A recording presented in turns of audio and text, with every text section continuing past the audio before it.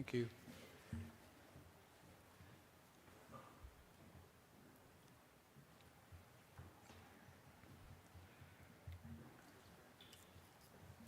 No, we're not in finance anymore.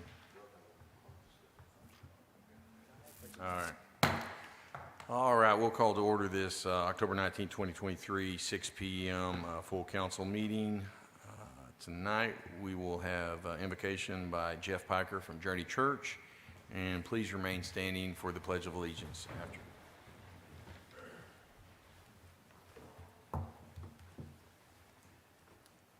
Good evening. Would you bow your heads with me, please?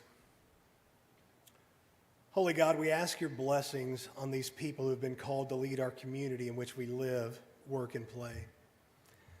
We ask that you would help them as leaders not to ask first what we need to do, but rather what we need to learn and how we might need to change. Remind them that they are not only leaders, but also servants with the responsibility to serve the common good of all. Remind them that we are called to love our neighbor. Father, we pray that you would grant them and us wisdom and courage to know what to do and to do what is right and good and true. May we speak out when it is time to speak and listen patiently and receptively when it is time to listen. And may we always be guided with the spirit of community, justice, and love. We ask this in your name. Amen. Amen. Pledge allegiance to the flag of the United States of America and to the republic for which it stands, one nation, under God, indivisible, with liberty and justice for all. All right. Ms. Skelton, if you would do roll call, please, and thank you.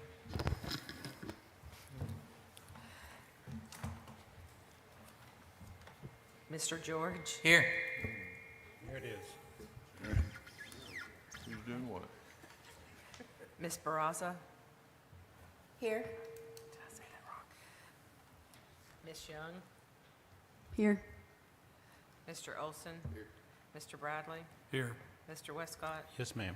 Mr. Gray? Here. Mr. Keller? Here. Mayor Teague? Here. Mr. Smith? And myself. You have a quorum. Thank you, ma'am.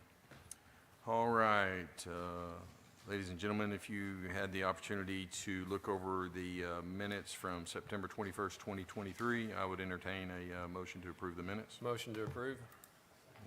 Have a motion and a second. Any discussion on that? All in favor? Aye. Any opposed? All right, the minutes will be approved. All right. This time, Finance Director, Ms. Robin Johnson, will come give us the financial report. Finance report for the city of Russellville. General fund revenues for September were $1,615,513. It's 4.7% above budget, 3% above budget if interest is not considered. Tax receipts were $1,018,654, and franchise fees and permits were $399,524. Tax revenue comparison. Over the prior year, city has an increase of 0.8, and budget for the county, it's 1.7. When you're looking at the budget numbers for the current year, city is below budget by 0.01, and county is above budget by 0.7. General fund expenditures for September were $1,092,924. Personnel-related expenses were $880,539. Utilities and other were $212,385, and it's 5.8% below budget. September revenues for the street fund were $1,156,903, comprised of new sales tax of $628,743, state turnback and ad valorem tax $221,064, interest of $159,010, Schoolhouse Trail Grant and Phase 2 reimbursement, $139,237, half-cent road sales tax, $3,600, street cutting permits, $4,600, and other was $659. Street operating revenue is 29% above, year-to-date above projections. If you take out the interest there, it's only about 5%. September operational expenses were $184,983. Personnel-related expenses were $111,995. Utilities and others were $72,988. Capital spending was $281,096. We got a Mack dump truck, a chipper, and 2 Ford F-10 trucks. Half-cent sales tax, we spent $33,315 on the schoolhouse trail phase. And for sales tax spending, we spent $622,286 for dig construction easement, Knoxville sidewalk construction, Brookside drainage, Country Club, Frankfurt, and West 2nd Street box culvert drainage projects, East J Street sidewalk project, and then the South Waco Pond Basin. Economic Development Fund revenues for September were $113,047, which was new sales tax of $89,820 and interest of $23,226. Expenditures for September were $81,866, which was the purchase of new equipment for the new ambulances that came in very early. The balance of the various economic development funds as of September 30th were a total of $5,217,317.28. September revenues for capital assets were $66,621. General fund transfer for the aquatic center, building expenses $64,000, and interest of $2,621. September expenditures were $11,722 for purchase and install mobile radios and police vehicles. For the 2021 1-cent sales tax as of 9/30, the balance unspent portion is $23,181,172. That's the report. Thank you, Ms. Johnson. Anyone have any questions? I do appreciate you backing out that interest and letting us know that's very informative. It's key right now. So, thank you. All right, in the mayor's report, we have 2 items. Consideration of an appointment of Jennifer McGill to the Housing Authority Board, and also consideration of a reappointment of Wayne Jones to the Housing Authority Board. Motion to approve on both of those. Motion and a second? Is that what you're saying? Okay. I got a motion and a second. All in favor? Aye. Any opposed?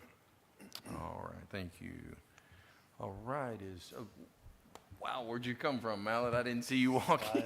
I was like, Steve Mallet's supposed to be here, and I didn't see you walk in. So, all right, so we've got 2 minutes and 2 seconds with Steve Mallet, General Manager of City Court, but it's going to be a little bit longer than that. So, they've already been giving me grief back there from the last time, so I will be shorter than last time, but I appreciate the time, the opportunity to come visit.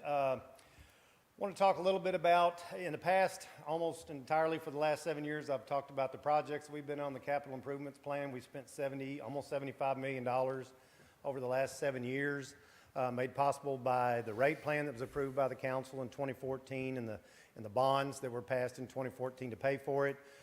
We've spent a lot of money at the water plant, the wastewater plant, the water distribution system, the wastewater collection system, pumps, everything that we have, we've touched in one way or another. And we've done a lot of work over the last 7 years. The only thing we have remaining is a little bit of work down at the downtown streetscape project. There's some money still. I heard a groan back there. their part's almost done. We're almost done.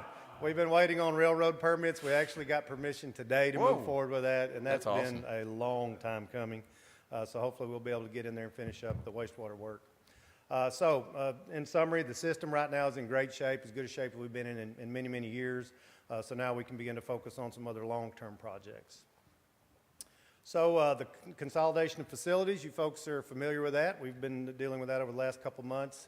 And there's a kind of a footprint of the property that you were gracious enough to allow us to purchase that includes part of the Pope County complex, including the EMS facility, the road shop, and then 2 acres on Sydney where we will eventually construct an office and admin so that we will have all of our facilities outside our 2 plants at that one location. So we're excited about that. But we're expecting that to be about 2 years before we move into the pink part with all of our field services, and in probably 3 to 5 years for the office complex if things go well. Then we have a solar project that's currently in design and funding phase. We have a proposed solar array at 404 Jimmy Lyle Road, which is right behind our wastewater treatment plant on property that we/the city currently owns. Estimated cost is $9 million. When we first came to the city 3 years ago, I believe, it was $13 million. So I guess delaying actually helped in this case because the price has come down substantially. Also delaying allowed us to get through some recent changes in the solar legislation. Prior to about 6 months ago, the only people that could qualify for tax credits were taxable entities, for-profit entities.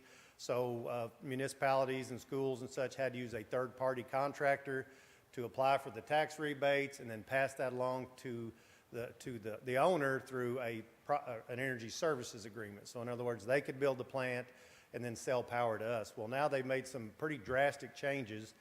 We can now, us as in city corporation and the city, are now eligible for a direct tax credit of up to 50%. It was previously capped around 20%. So two great things happen. Now we can cut out the middleman, and we can also get a refund, tax refund of 50% rebated in the following tax year. So that changed things quite drastically from where we were a couple years ago. So we would be looking to finance the balance of approximately $4.5 million, which yields a positive cash flow from year one and an effective payback of about 18 years.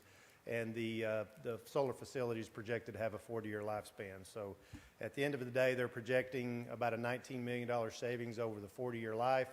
That's over double what it previously was with the original arrangement. So we'll have to come back to the council, obviously, as things have changed for financing, for additional agreements. I think Trey helped us with the power services agreement, and now that seems to be null and void. So we'll have to figure out how we rearrange and move forward from here. But hopefully in the next couple months, we'll bring something back to the council and get that project moving forward. That's where you'll see in the north, that's Jimmy Law Road. That's our wastewater treatment plant. Bearfield Salvage Yard there. The compost facility is over there to the left. And the purple area is where we're proposing to build the solar facility. It's currently where we move and handle our sludge, so we'll have to move that operation a little bit to be able to fit that on there. The third item and the last item is the second water source, which is currently, I would say, in the conceptual phase. Right now, as most, I know we've got a new member on that. So Huckleberry Creek Reservoir is where we get 100% of our water. It was built and placed into service in 1997, so it's over 25 years old. It's northwest of Dover, Shin Mountain Loop. It's about 5 miles north of the water plant, which sits behind the country club on the Illinois Bayou. So the Illinois Bayou basically follows from the lake all the way down to our plant. And there's a 5-mile pipeline going from the lake directly to our plant. At full lake level, 460. Minimum level is 415. So we have about 45 feet to work with from being full to basically being empty, even though there's still water underneath that. That's the lowest intake gate level.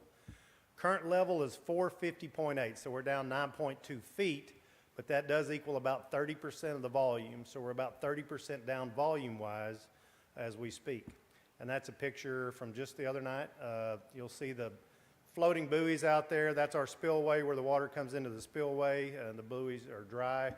That's our spillway, which that's not a problem. That looks like that this time every year. That's not an issue. There's our intake, and you can see the watermark on the dam, and you can tell it's about 8 or 9 feet down.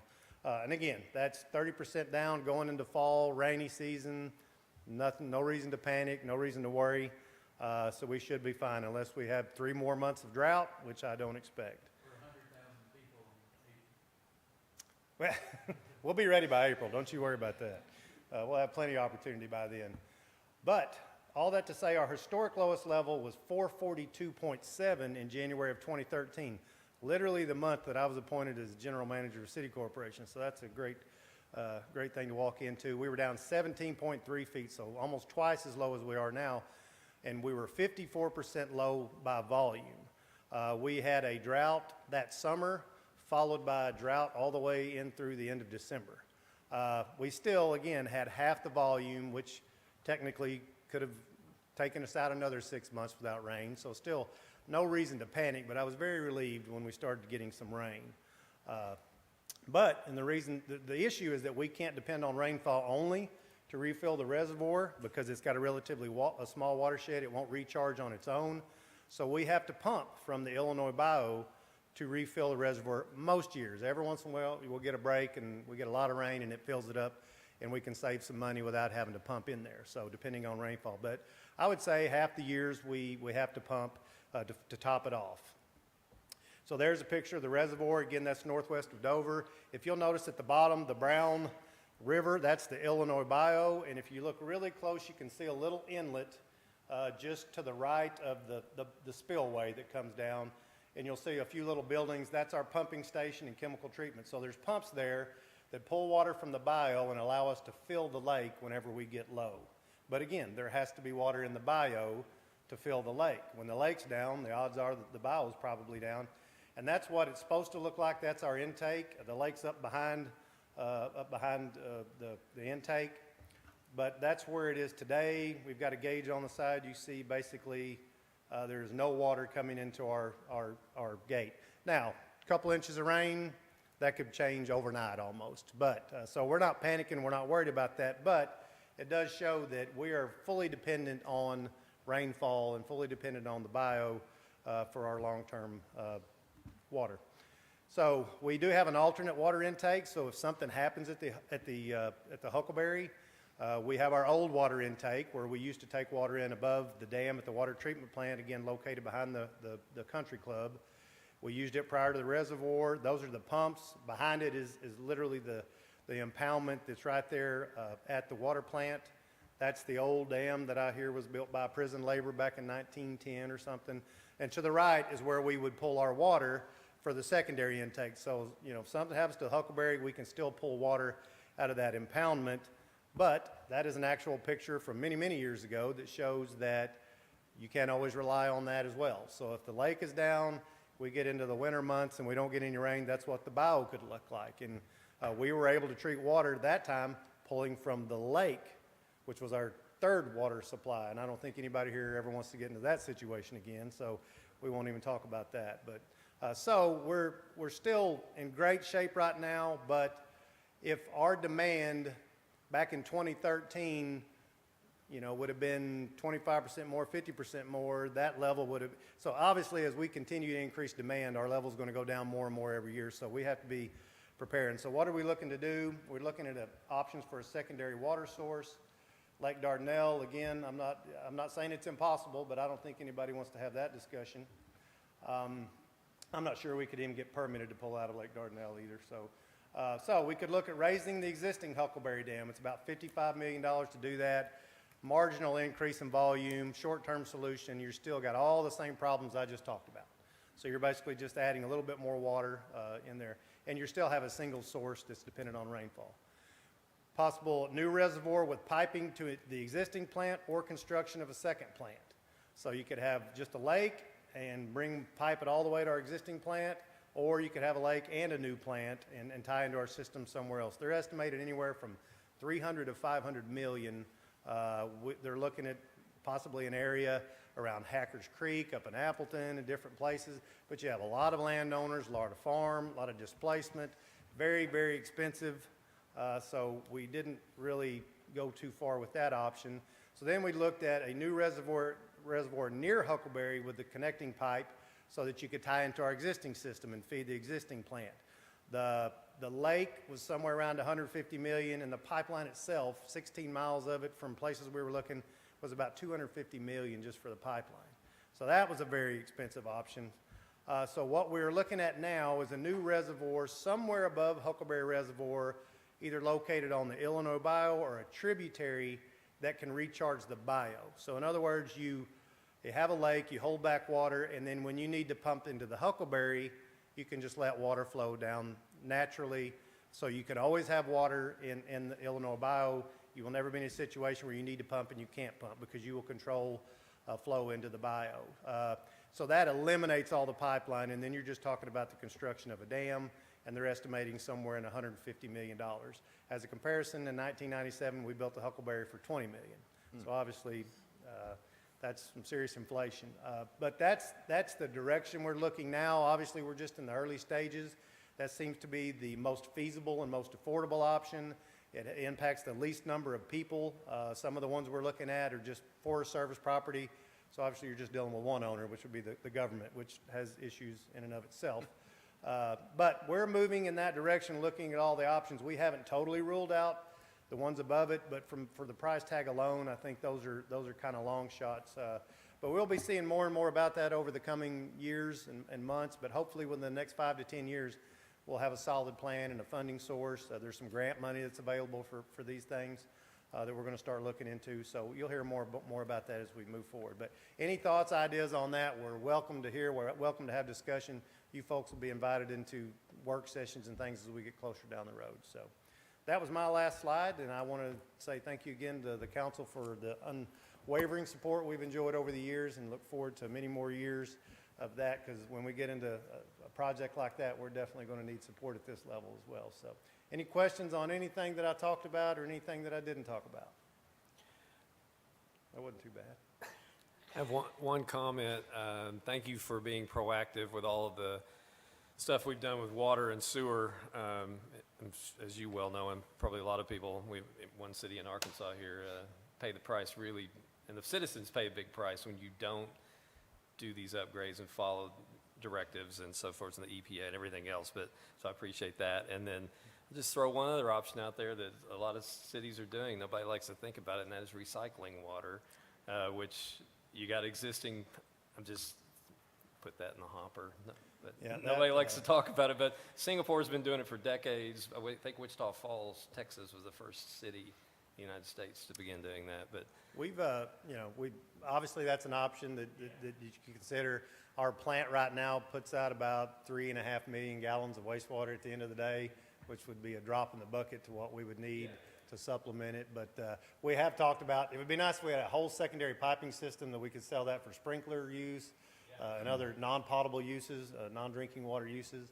But that's a whole other investment that we may get to at some point in time. Yes, Yeah. yes, very much.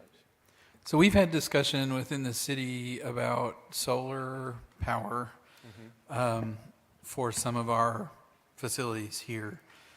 What you're doing, what you're planning to do with City Corp, how does that relate to, that would just be for your facility, like power for your facility, or would there be transferring that to the rest of the city, or like how does that figure in? The legislation that we have now allows us to what they call net metering, which means we can generate the power and use it at our facility, but our wastewater plant won't utilize all the power because that was designed to offset power usage at the wastewater plant, the water plant, and I think 3 of our largest pump stations. So we can put that back on the grid, and the way the legislation is now, Entergy has to give us credit for that power at a 1-to-1 price. So that's just the savings that we'll get. Now, if anything ever changes, we get batteries, we could always directly power our wastewater treatment plant. We talked about the possibility down the road of providing power to the compost facility, our construction shop that's right there.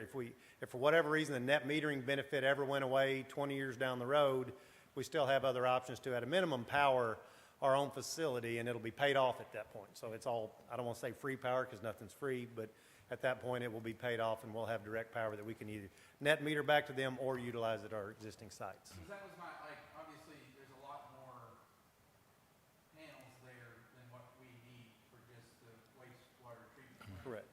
And, Entergy's not gonna wanna write us a check every month, And Well, they don't have a choice right now. well, but my point is, as someone who's benefited from the solar power,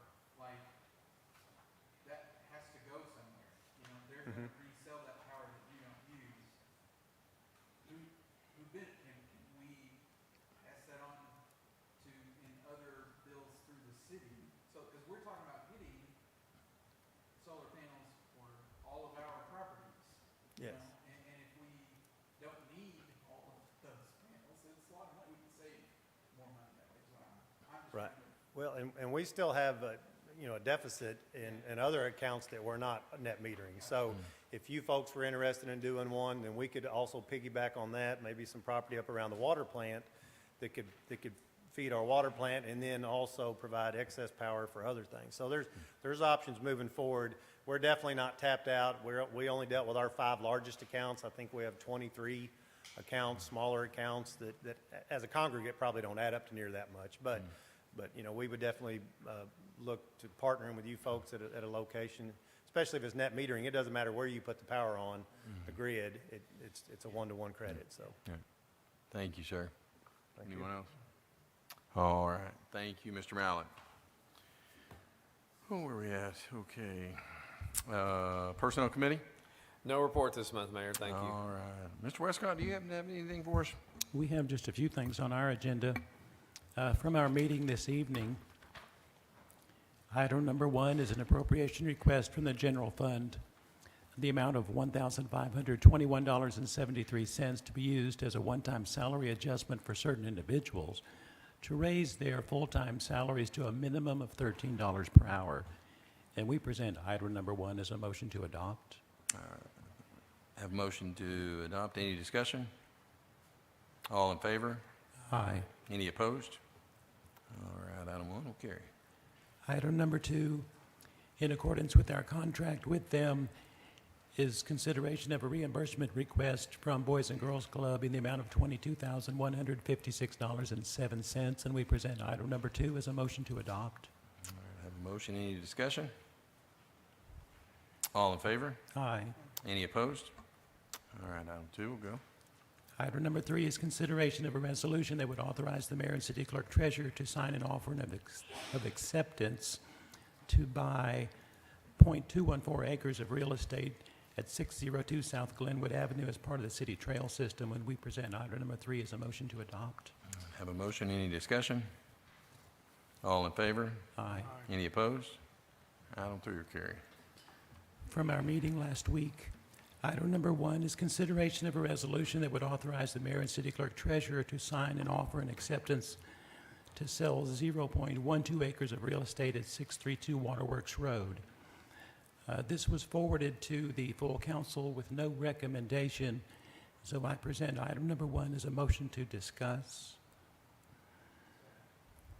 Okay, I have a motion and a second for discussion. All in favor? Aye. All right. Any opposed to this? All right, we'll open the floor for discussion, and Mr. Mallett is here also for questions if you have any. I think the only request we had at the finance meeting, or the agenda meeting, was to notify all the adjacent property owners that we were selling that property, to not only inform them that we were selling the property, but give them the opportunity to consider buying their little portion that's adjacent to theirs as well.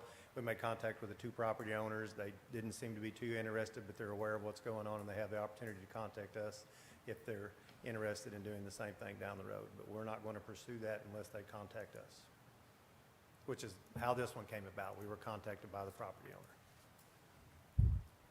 Mr. Mallett, how did we determine, or how was the value of that property determined by the city corp board or their directors, the ones who met and presented this to the council? How was that amount arrived?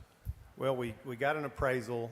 The appraisal price, I think, was right at $20,000 an acre, I think, for property in that area. Of course, that's comparable if you're buying large acreage plots or something you're going to build a house on. In this case, this is a small remnant of a corner that fits his yard better than obviously it fits us. We have no use for it as it is, considered surplus property.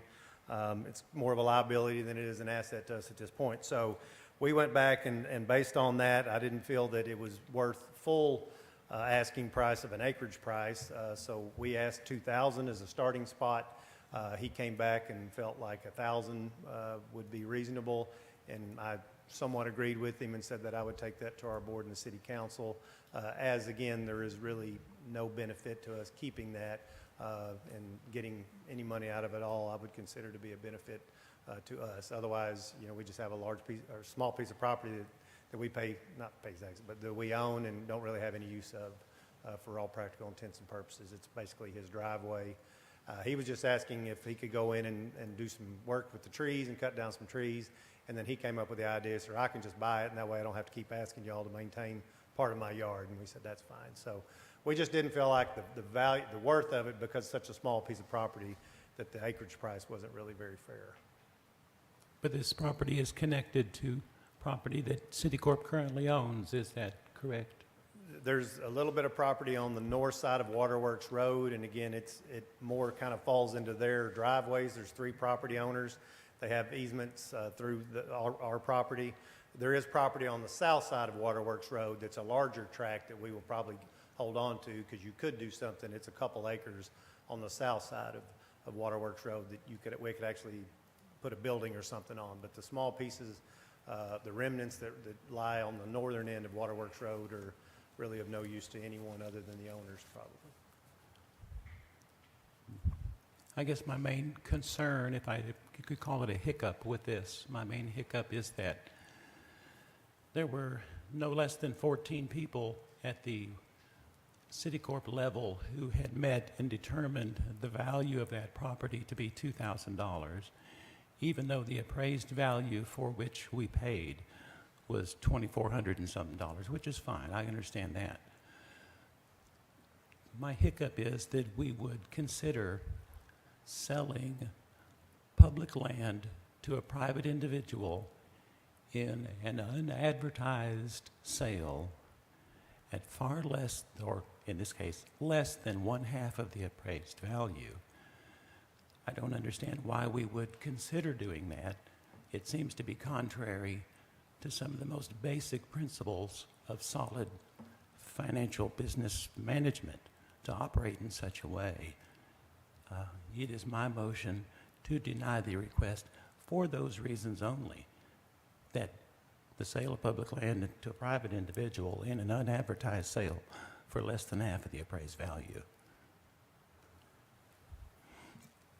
with the recommendation that you in turn go back to the individual and again say the price is $2,000 as we initially said it was, Okay. which to my thinking is more in line with reality.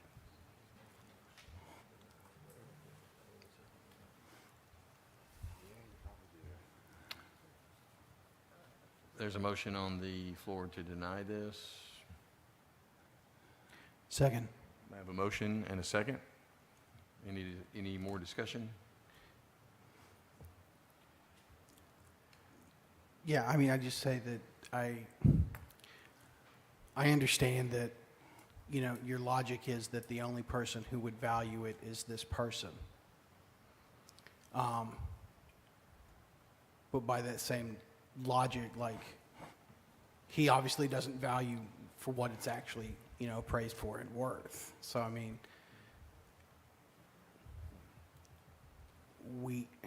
I don't want to get into a continual cycle of selling something that is owned by the public to a private individual for less than what the appraised amount is, just because they simply happened to ask.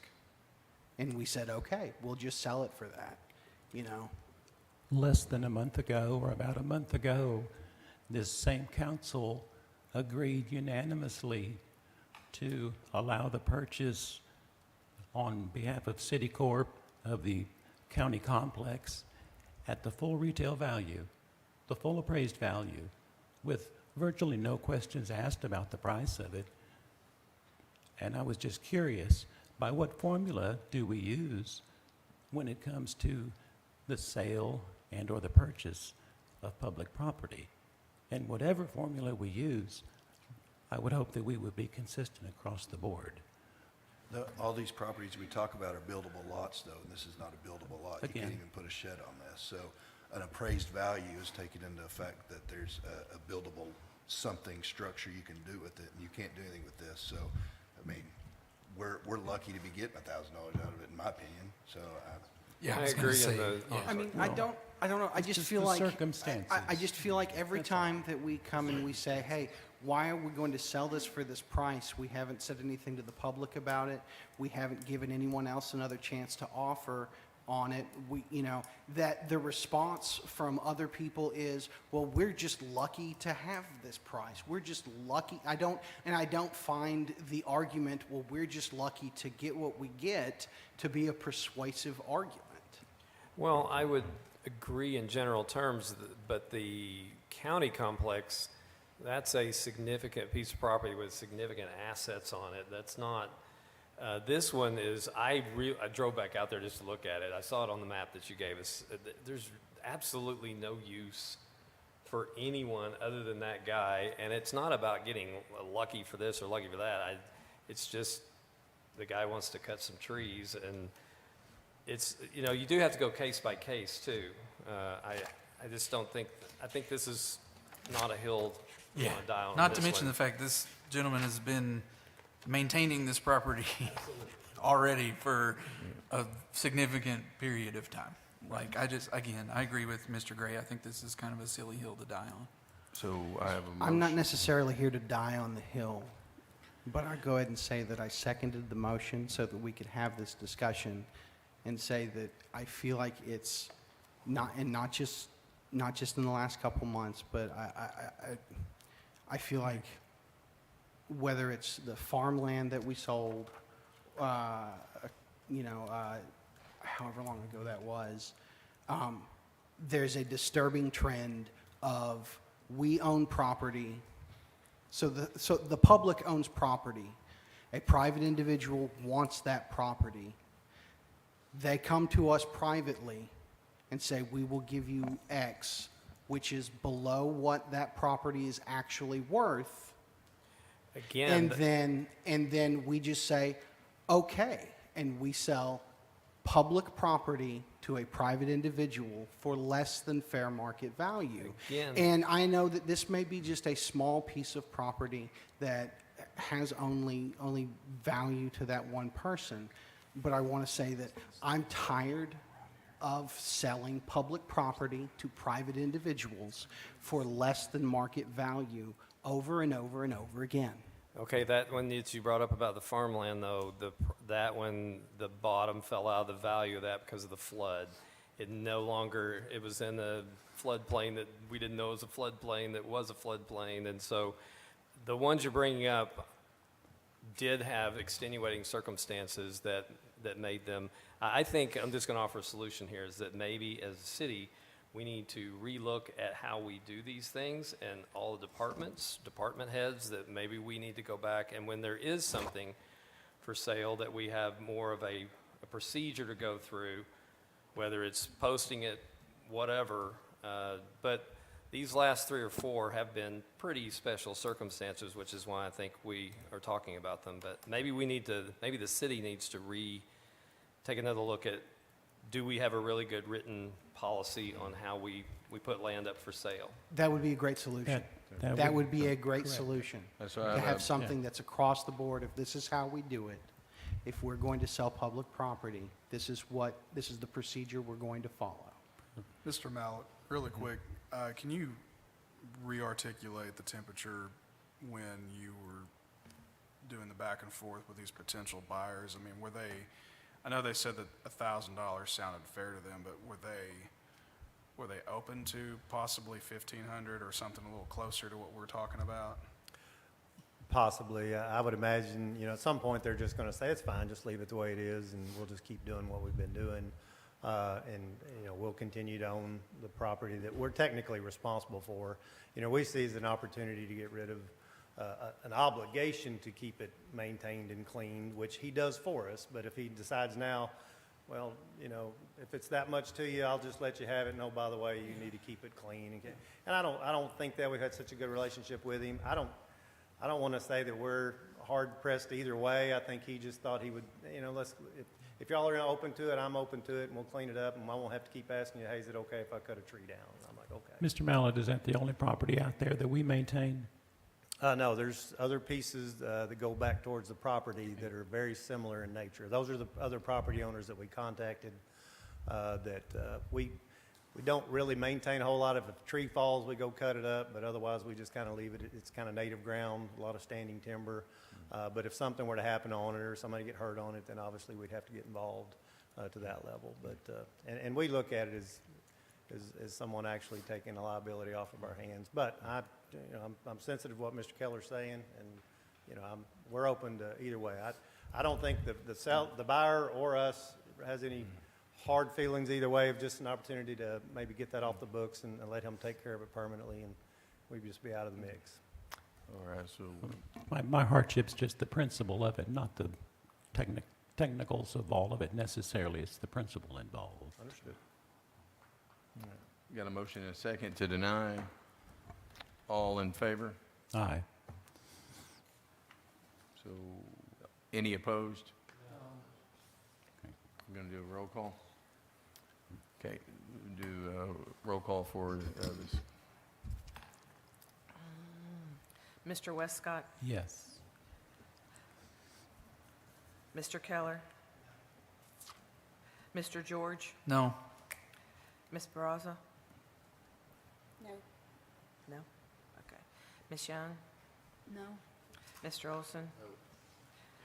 Mr. Bradley, No. Mr. Gray? No. It's 8 to 1. I mean, 7-1. I'd like to make a motion to adopt. I have a motion to adopt. Second. I have a second. Any discussion? Yes, I would like the stipulation that it goes in the minutes that the city will examine our processes on going further on this, that we will establish some process, whatever that might be. I'm assuming, Mayor, you could lead that. Okay. Perfect. So I got a motion and a second. All in favor? Aye. Aye. Any opposed? All right. Okay, items number 2 and 3. Number 2 is consideration of a reimbursement request from the Arkansas Valley Alliance for Economic Development for their third quarter expenses in the amount of $19,840.99. Likewise, the workforce development portion of that program in the amount of $21,048.19. And we present items number 2 and 3 as a motion to adopt. All right, I have a motion. Any discussion? All in favor? Aye. Any opposed? Items 2 and 3 will carry. Items number 4 and 4A. Number 4 is an appropriation request from the city's street fund sales tax improvements, the sum of $40,549.80 to be used for additional funding for the 2023 sidewalk connectivity project number 23-005.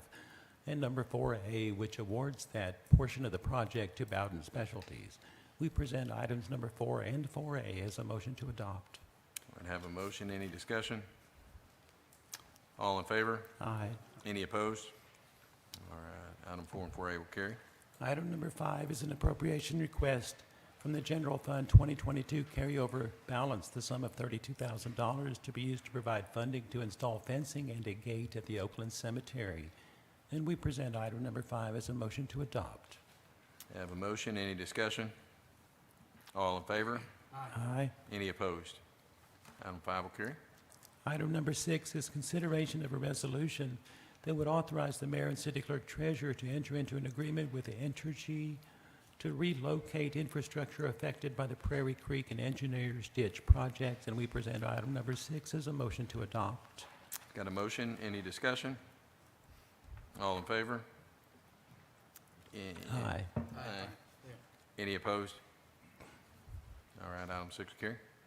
Item number 7 is consideration of a resolution that would express the willingness of the city to partner with the Arkansas Department of Transportation for the 16th Street Railroad Signal upgrade, some highway crossing improvements. And we present item number 7 as a motion to adopt.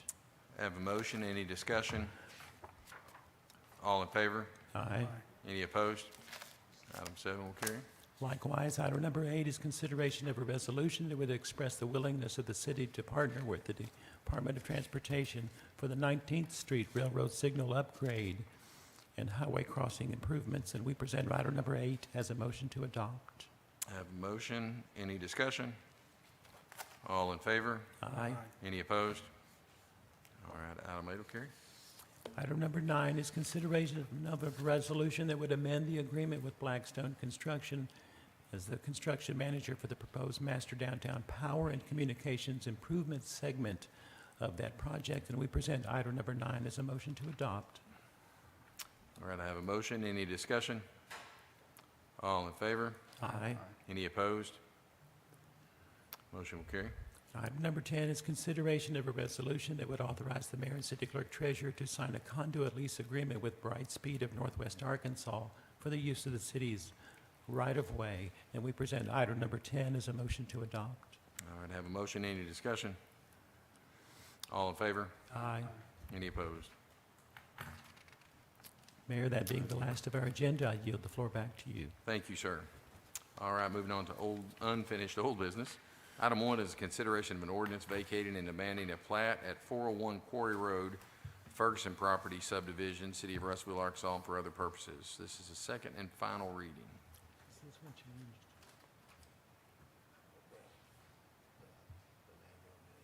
Was it changed to make it a first reading? We took out one of the further stipulations on the property, so there's now three. So does it need to be a Does one? it need to be one of one? Or can we do it like that just in case? You can do it, just do one of them. Okay. Yes. Mayor, on item number 1, I move that we suspend the rules, dispense with the reading requirement, read one time only with a short explanation. By All right, title with a short All explanation. right, I have a motion on suspending the rules and reading in a second. All in favor? Aye. Any opposed? All right, sir. An ordinance vacating and abandoning plat at 401 Quarry Road, the Ferguson Property Subdivision, City of Russellville, Arkansas, and for other purposes, this ordinance, if passed, would vacate and abandon all the city's right-of-way interest in 401 Quarry Road of the Ferguson Property Subdivision, the City of Russellville, as shown in the legal description in Exhibit A and the plat in Exhibit B, also depicted in the aerials in Exhibit C, subject to the conditions set within. Motion to adopt. I have a motion and a second to adopt. Any discussion? All in favor? Aye. Any opposed? All right, item 1 will carry. Moving on to item 2, is consideration of ordinance rezoning certain realty in the city of Russellville, Arkansas for other purposes located at 1805 West Main Street. This is second and final reading. This is unanimously recommended by the Planning Commission.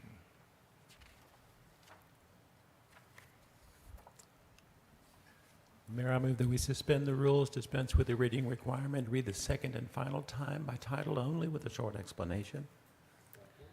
I have a motion and second on the reading. All in favor? Aye. Any opposed? All right, sir. An ordinance rezoning certain realty in the city of Russellville, Arkansas, and for other purposes. This ordinance, if passed, would rezone property located in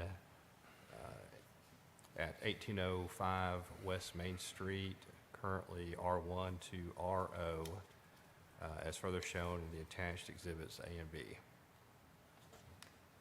Motion to adopt. Have a motion and a second to adopt. Any discussion? All in favor? Aye. Any opposed? All right, item 2 will carry. Moving on to item 3, it's a consideration of an ordinance amending the zoning code for the city of Russellville, Arkansas. Ordinance number 2443 and for other purposes. This is the second and final reading. Then you can at least make the motion. Motion to read for the second and final time. Suspend the rules and read for the second and final time. Short explanation. Second. Thank you, sir. Yeah. So we have a motion to suspend the rules and read for the second and final time only. All in favor? Aye. Any opposed? All right, sir. Ordinance amending the zoning code for the city of Russellville, Arkansas, ordinance number 2443, and for other purposes. This ordinance, if passed, would amend the aforementioned code in Articles 3 and Article 3 in various sections, and Article 10, Article 11 in different sections, and also the definitions found in Article 12 is further shown by the attachments incorporated with this ordinance as Exhibit A. Second. I have a motion and a second to adopt. Any discussion? All in favor? Aye. Any opposed? Item 3 will carry. Moving on to item 4, consideration of ordinance amending the land subdivision and development code for the city of Russellville, Arkansas, ordinance number 2444, and for other purposes. This was unanimously recommended by the Planning Commission. Motion to suspend the rules, read for a second and final time. Short explanation. I have a motion and a second. Okay, sir. Oh, all in favor, I'm sorry. Motion is second, I'm sorry. All in favor? Aye. Aye. Any opposed? Just get moving on there. Thank you, sir.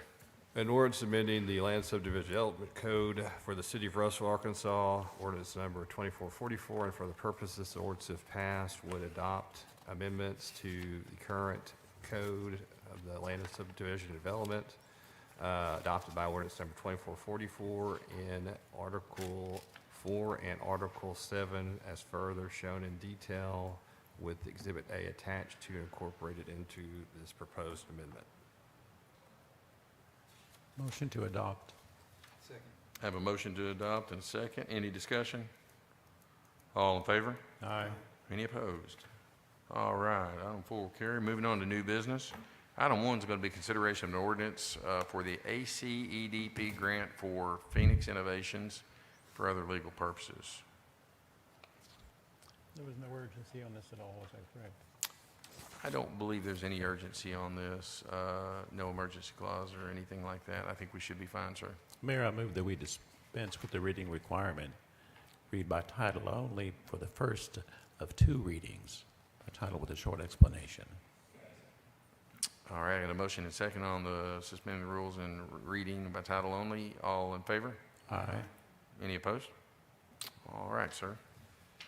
An ordinance establishing a fair housing policy for the city of Russellville, Arkansas, and for the matters pertaining thereto. This ordinance, if passed, would set by law a policy for fair housing for the city of Russellville, which is required when certain, for proof of certain type of grants at the state and federal level. All right. Thank you, sir.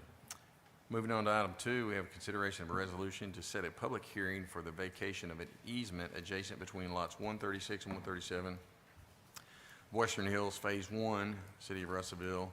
This has not been heard by the Planning Commission yet. Motion to set the public hearing for November 7th. I have a motion and a second to set a public hearing for November 7th. Do you have any discussion on that? All right, all in favor? Aye. Any opposed? All right, so item 2, we'll have a motion, we'll have a public hearing on, public hearing on 11/7. Moving on to item 3, consideration of resolution setting a public hearing for the vacation of a 20-foot alley behind lots 3, Block 1, North Side Addition, City of Russellville, Arkansas, and for other purposes, submitted by Drake Adams and John Stumbaugh, unanimously recommended by the Planning Commission. Motion to set the public hearing for November 7th. No, we can't. Can we, or does it need to be Can- on November 7th, or do we have to specify? I think this one needs to be on normal, have we already got the sign out that we'll have the, There was an Do we have to be urgency. specific? Do we have, when we do that? The only reason why we're doing the other one on the 7th is because they had an urgency, and so we were going to do it after the agenda prep, so Okay. numbers. Theirs was a 15-day time. Right. Yeah. Yeah, this is, okay. But in this motion, do we have to set the date? do you have to set the date in this motion, sir? Well, it's said It's in the in, resolution. it's in his resolution. Okay. Just pass the resolution. Okay. So we have a motion to set the, Public hearing. what day did you, or, Set for the okay, 16th. yeah, I don't have the rest. Okay, so it's in the 16th on your resolution. right. Okay, I'm sorry. Okay, so it's going to be on 16th. Have a motion and a second. Any discussion? All in favor? Aye. Any opposed? All right, item 3 will have a public hearing on the 16th of November. Okay. Moving on to item 4, the one we've been looking for, consideration of an ordinance rezoning certain property in the city of Russellville, Arkansas for other purposes, 110 West Harold Drive in Russellville, Arkansas, and this has been unanimously recommended by the Planning Commission. Mayor, I move that we dispense with the reading requirement, read one time only by title with a short explanation. All right, I've got a motion to dispense with the reading requirements and Second. move one time in a second. We got a motion and a second. All in favor? Aye. Any opposed? All right, sir. Ordinance rezone certain realty in the city of Russellville, Arkansas, and for other purposes. This ordinance, if passed, would rezone property located at 110 West Harold Drive, as further described in the exhibits A, B, and C, which show the legals and the aerials from R1 to C4. Motion to adopt. Second. I have a motion and a second to adopt. Any discussion? Oh, Ms. John Dahl? The Planning Commission recommended to rezone that to C2. Is that what?